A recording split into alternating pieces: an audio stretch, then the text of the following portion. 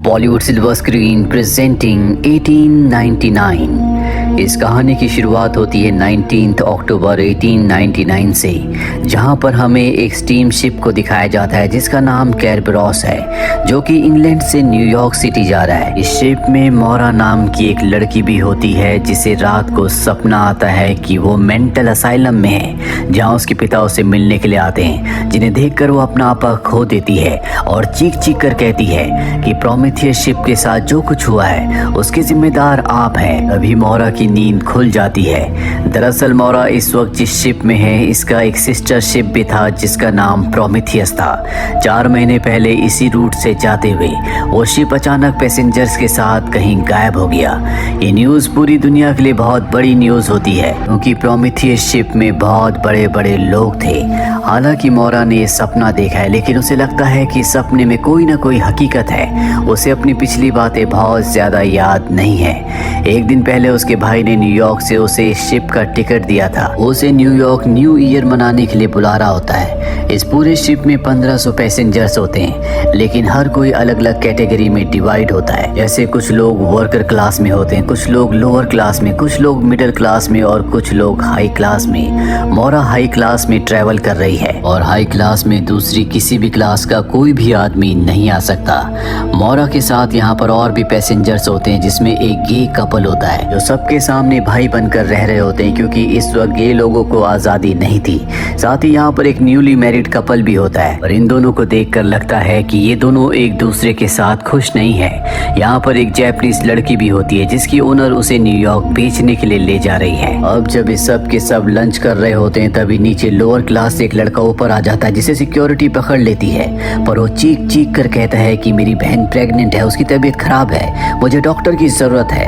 हालांकि यहाँ पर डॉक्टर भी है, पर वो लोअर क्लास में नहीं जाना चाहता। मोरा ने डॉक्टरी की पढ़ाई की है, इसीलिए वो उसके साथ जाकर उसकी प्रेग्नेंट बहन टोव की मदद करती है और वापस अपनी क्लास में आ जाती है, जहाँ शिप का कैप्टन उसके पास आता है। शिप का कैप्टन हमेशा उदास रहता है, क्योंकि 2 साल पहले आग की वजह से उसकी पत्नी और उसके बच्चे की मृत्यु हो गई थी।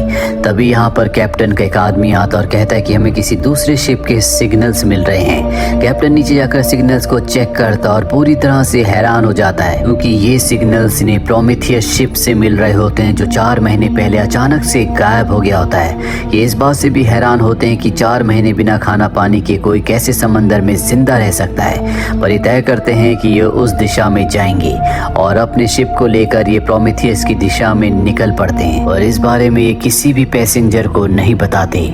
लंबा सफर तय करने के बाद ये प्रोमेथियस के पास पहुंच जाते हैं, और अब नोरा, कैप्टन और उसके कुछ साथी एक कश्ती से प्रोमेथियस शिप के पास पहुंचकर उसके अंदर जाते हैं, जहां पर इन्हें किसी भी इंसान का नामो निशान तक नहीं मिलता। हालांकि शिप में कई 100 पैसेंजर्स ट्रैवल कर रहे थे, पर यहाँ पर किसी की बॉडी भी नहीं होती।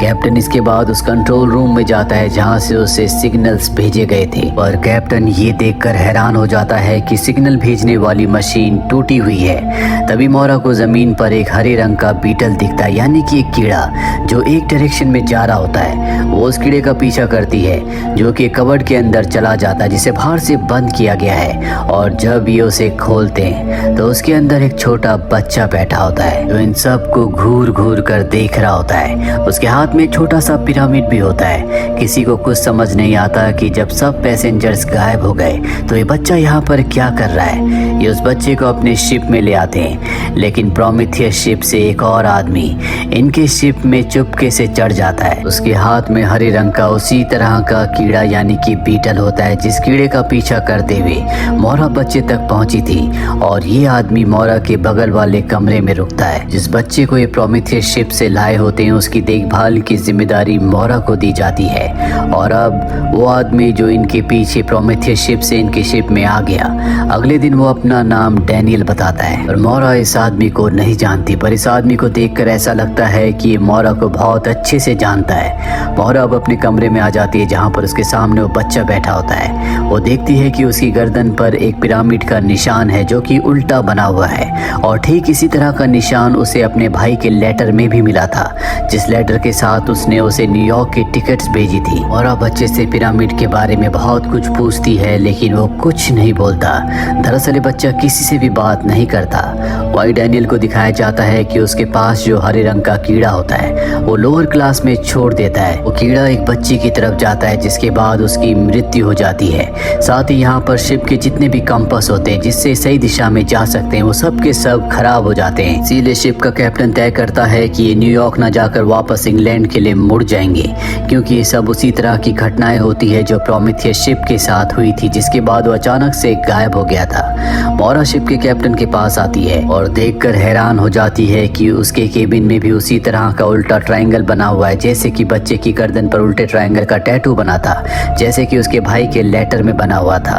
ये समझ जाते हैं कि कुछ न कुछ गड़बड़ है, इसीलिए वापस लौटने से पहले एक बार फिर से प्रोमेथियस शिप में जाते हैं, जहाँ पर कैप्टन को लिस्ट मिलती है जिसमें उन पैसेंजर्स के नाम होते हैं जो गायब हुए थे, जो प्रोमेथियस में सफर कर रहे थे। और इसमें एक नाम मोरा का भी होता है। वो देखकर हैरान हो जाता है। उसे अब मोरा पर शक है। उसे लगता है कि मोरा उससे कुछ छुपा रही है, और अगर वो प्रोमेथियस शिप में 4 महीने पहले निकली थी तो वो जिंदा कैसे बच गई और क्यों वो दोबारा इसी सफर में आई है। कैप्टन मोरा को इस बारे में कुछ नहीं बताता और ये दोनों की दोनों वापस शिप में आ जाते हैं, जहाँ कैप्टन को पता चलता है कि लोअर और मिडिल क्लास के लोगों ने शिप को वापस ले जाने के खिलाफ विद्रोह कर दिया है, क्योंकि इन सब ने इस सफर के लिए बहुत पैसे खर्च किए होते हैं जो उन्होंने बहुत मेहनत से इकट्ठे किए थे। साथ ही लोअर क्लास की एक लड़की की मृत्यु हो चुकी है, इसीलिए वो गुस्से में होते हैं। वो कहते हैं कि जिस बच्चे को तुम प्रोमेथियस शिप से लेकर आए हो वो एक श्रापित बच्चा है, उसे पानी में फेंक देना चाहिए। हालांकि मोरा ऐसा नहीं चाहती, पर उसकी एक भी नहीं चलती, इसीलिए उस बच्चे को नीचे समंदर में फेंक दिया जाता है। वो कैप्टन से मदद मांगती है, लेकिन कैप्टन कहता है कि तुम एक झूठी लड़की हो, तुम प्रोमेथियस शिप में ट्रैवल कर रही थी, जो बात तुमने सबसे छुपाई है। मोरा को कुछ भी समझ में नहीं आता। साथ ही सबसे बड़ी प्रॉब्लम यहाँ पर सबकी ये होती है कि लाख चाहने के बाद भी इनका शिप यहाँ से मूव नहीं कर रहा होता। वो प्रोमेथियस शिप के आसपास ही घूम रहा होता है, और जब ये सब परेशान बैठे होते हैं तभी इन्हें कबाट के अंदर से ठक ठक की आवाज आती है, और अगले पल वहाँ से वही बच्चा निकलता है जिसे अभी कुछ देर पहले इन्होंने समंदर में फेंक दिया था। जिस बच्चे को ये प्रोमेथियस शिप से लेकर आए हैं, उस बच्चे के हाथ में अब भी वो छोटा पिरामिड होता है। वो मोरा के गले लग जाता है, पर मोरा उसे देखकर बेहोश हो जाती है। यहाँ पर जितने भी पैसेंजर्स हैं उन्हें पूरा यकीन हो चुका है कि बच्चा श्रापित है, इसीलिए इसे कैद कर दिया जाता है। इस शिप में जितने भी पैसेंजर्स हैं वो 2 ग्रुप्स में बढ़ चुके हैं। एक कैप्टन का ग्रुप है जो वापस इंग्लैंड जाना चाहता है, और दूसरा मिडिल क्लास और लोअर क्लास लोगों का ग्रुप है जो न्यूयॉर्क जाना चाहते हैं। यहाँ पर सब के सब बहुत ज्यादा अग्रेसिव होते हैं, इसीलिए लोअर क्लास की वो लड़की जो प्रेग्नेंट है, जिसका नाम टोव है, जिसका मोरा ने कहानी की शुरुआत में इलाज किया था, वो तय कर लेती है कि वो कैप्टन के ग्रुप में शामिल हो जाएगी, क्योंकि उसके लोग बहुत ज्यादा अग्रेसिव होते हैं। वही मोरा को होश आ जाता है और उसे पता चलता है कि बच्चे को कैद कर दिया गया है। तो वो उस बच्चे को आजाद करवाने के लिए वहां पर जाती है, लेकिन सब उसके खिलाफ होते हैं, और जब लोग बहुत ज्यादा शोर कर रहे होते हैं तभी एक आदमी गोली चला देता है। जो गोली मोरा की तरफ बढ़ रही होती है। डैनियल उसे बचाने के लिए कूदता भी है, पर अब यहाँ पर समय बहुत ज्यादा स्लो हो जाता है, और वो बच्चा जिसे कैद किया गया था वो खुद अपने आप को आजाद करके मोरा के पास आ जाता है। और अब यहाँ पर समय पूरी तरह से रुक चुका है, सिर्फ मोरा और उस बच्चे के अलावा। वो बच्चा मोरा को अपने साथ बाहर ले आता है। इसके बाद मोरा उसे अपने कमरे में लाती है और पूछती है कि यहाँ ये सब क्या हो रहा है, मुझे कुछ समझ नहीं आ रहा, तुम बार बार कैसे बच जाते हो। वो बच्चा पेपर पर लिखता है कि मैं कुछ भी बोल नहीं सकता, क्योंकि हमेशा कोई हमें देखता और सुनता रहता है, बस तुम्हें मुझे फॉलो करना होगा। मोरा को सभी क्वेश्चंस के आंसर्स चाहिए, इसीलिए उस बच्चे को फॉलो करने लगती है। बच्चे के हाथ में वही हरे रंग का कीड़ा होता है जो हमने आखिरी बार डैनियल के पास देखा था, जो उसने लोअर क्लास में छोड़ दिया था, जिसके बाद एक बच्चे की मृत्यु हो गई थी और सारे कंपास खराब हो गए थे। और अब वो बच्चा जब उस हरे रंग के कीड़े को नीचे रखता है तो एक पोर्टल खुल जाता है। मोरा उस पोर्टल से बाहर निकलती है और एक अनजान जगह पर पहुंच जाती है। वही शिप के अंदर जहां पर समय रुक गया था वो दोबारा से नॉर्मल हो जाता है, और अब शिप में एक अजीब सा साउंड आना शुरू हो जाता है। कैप्टन देखता है कि वहाँ पर मोरा और बच्चा नहीं है और डैनियल को देखता और कहता है कि मैंने तुम्हें शिप में पहले कभी नहीं देखा, जरूर मोरा और उस बच्चे के साथ मिले हुए हो।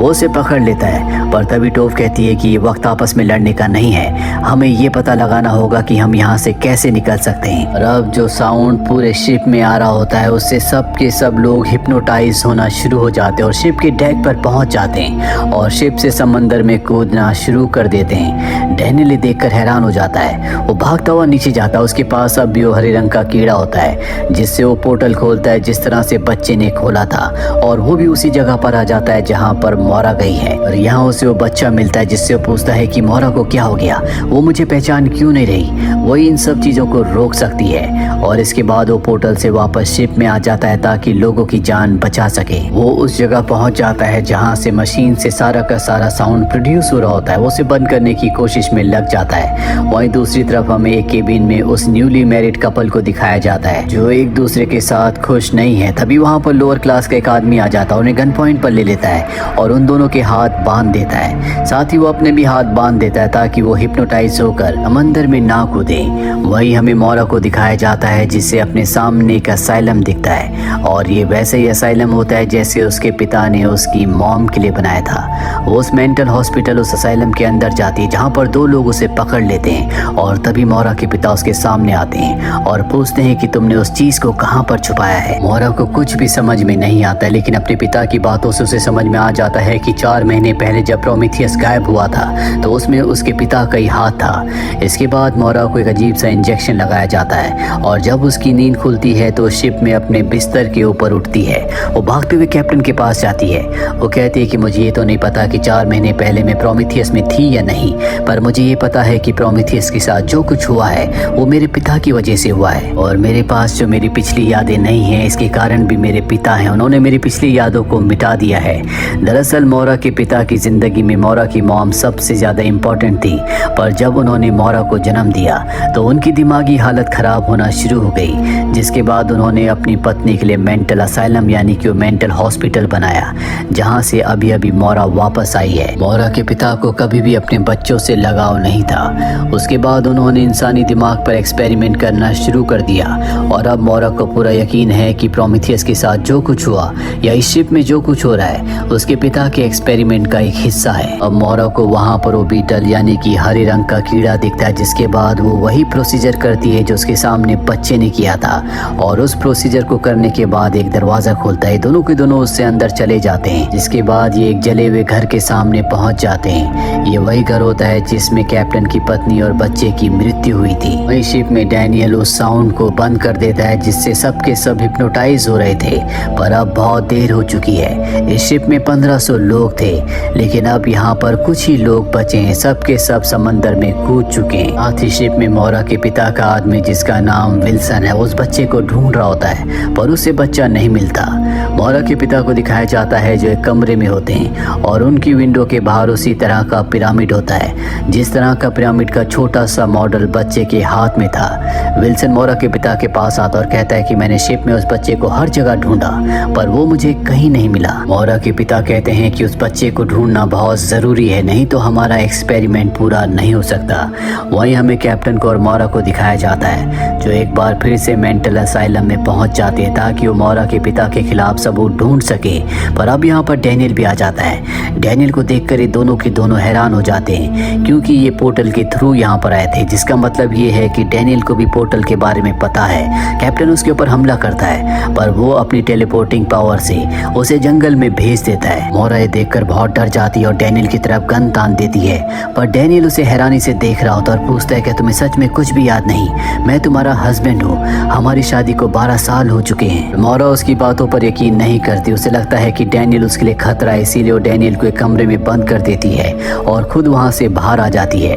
उसके पास जो गन होती है वो उसे जोर से फेंकती है पर वो गन एक कांच से शीशे से टकरा कर वहीं पर गिर जाती है। मोरा उस इनविजिबल दीवार के पास आती है और उसके ढक्कन को खोलकर वो वापस अपने शिप में आ जाती है। दरअसल ये एक रास्ता था। वहीं दूसरी तरफ मोरा के पिता को दिखाया जाता है जो ये सब कुछ अपने मॉनिटर्स पर देख रहे होते हैं। दरअसल उनके सामने कई सारे मॉनिटर्स हैं और वो उन मॉनिटर्स में मोरा के साथ शिप में हर एक जगह को देख सकते हैं। इसका मतलब ये है कि कौन कहाँ पर कब क्या कर रहा है मोरा के पिता को सब कुछ पता रहता है। वहीं शिप के कैप्टन को दिखाया जाता है जो जंगल में घर के अंदर से निकलकर प्रोमेथियस शिप के अंदर से बाहर निकलते, यानी कि वो एक बार फिर से प्रोमेथियस शिप में पहुंच चुके हैं। और जब वो प्रोमेथियस शिप से बाहर देखते हैं तो हैरान हो जाते हैं, क्योंकि वहां पर एक दो नहीं बल्कि कई सारे बड़े बड़े शिप्स होते हैं। दूसरी तरफ मोरा जो अपने शिप में पहुंच चुकी है जिसमें कुछ ही पैसेंजर्स हैं, वहां समंदर में तूफान आना शुरू हो जाता है, जिस वजह से समंदर का पानी शिप के ऊपर आने लगता है। सबके सब पैसेंजर्स डर जाते हैं और ये तय करते हैं कि सब के सब नीचे इंजन रूम में जाएंगे। लेकिन मोरा कैप्टन को ढूंढने के लिए शिप में जाती है, पर पूरे शिप में ढूंढने के बाद भी उसे कैप्टन नहीं मिलता। जिसके बाद वो कैप्टन के रूम में जाती है, जहाँ कैप्टन के बेड के नीचे एक छोटा सा स्पेस होता है, छोटा सा तहखाना होता है, जैसे उसके कमरे में उसके बेड के नीचे भी है। और जब वो अपने कमरे में अपने बेड के नीचे तहखाने के अंदर गई थी तो वो अपने पास्ट में, यानी कि अपनी यादों में उस असाइलम में पहुंच गई थी जो उसके पिता ने उसकी मॉम के लिए बनाया था।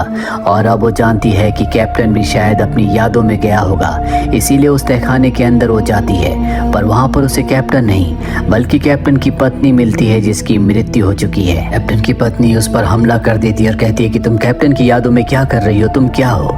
किसी तरह से मोरा वहां से बाहर निकलती है और अब वो डैनियल के कमरे में जाती है, क्योंकि डैनियल ने उसे कहा था कि वो उसकी पत्नी है। उनकी शादी को 12 साल हो चुके हैं और इस बात की पुष्टि करने के लिए वो उसके बेड के नीचे बने तहखाने में उसकी यादों में जाती है। वो एक कमरे में पहुंच जाती है जो कमरा उसे जाना पहचाना लगता है। और जब वो बेड के पास जाती है तो वहां पर डैनियल और उसकी बहुत सारी फोटोज होती है और उन फोटोज में उनके साथ वो बच्चा भी होता है जो कभी कुछ नहीं बोलता, जिसके पास छोटा सा पिरामिड है। फोटोज को देखकर ऐसा लगता है कि वो बच्चा डैनियल का और मोरा का बेटा है।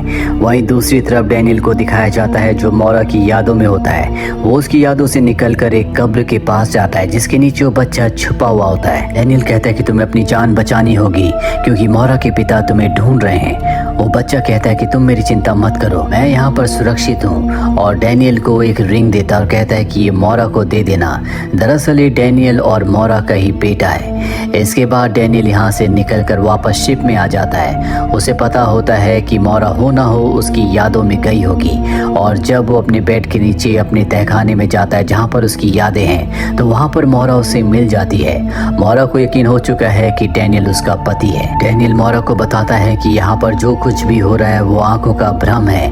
ये एक तरह का गेम है जिसे हमें पूरा करना होगा और अगर हमने इसे पूरा नहीं किया तो ये दोबारा से शुरू हो जाएगा। और इस गेम को जीतने के लिए हमें उस चाबी की जरूरत है जिस चाबी को तुमने छुपाया था। उस चाबी से हमें हमारे बेटे के पास वाले पिरामिड को खोलना होगा, जिससे हम इस गेम को जीत जाएंगे और सब कुछ खत्म हो जाएगा। मोरा कहती है कि मुझे चाबी के बारे में तो नहीं पता, लेकिन जो लेटर मेरे भाई ने मुझे भेजा था जिसमें टिकट्स भी थी, उसमें एक चाबी थी जिसे मैंने अपने पेंडेंट में फिक्स कर दिया और वो पेंडेंट अब भी उसके पास होता है। और मोरा को यहाँ पर यह भी याद आता है कि उसके पिता जिस चीज के बारे में उससे मेंटल असाइलम में पूछ रहे थे वो यही चाबी थी। वही मोरा के पिता को दिखाया जाता है जिनके पास उनका आदमी आता है, जिनके पास मोरा का बेटा भी होता है, यानी कि मोरा के पिता के पास अब मोरा का बेटा भी है। और अब मोरा के पिता अनाउंस करते हैं जल्दी से उस की को लेकर मेरे पास आ जाओ, नहीं तो मैं तुम्हारे बेटे को मार दूंगा।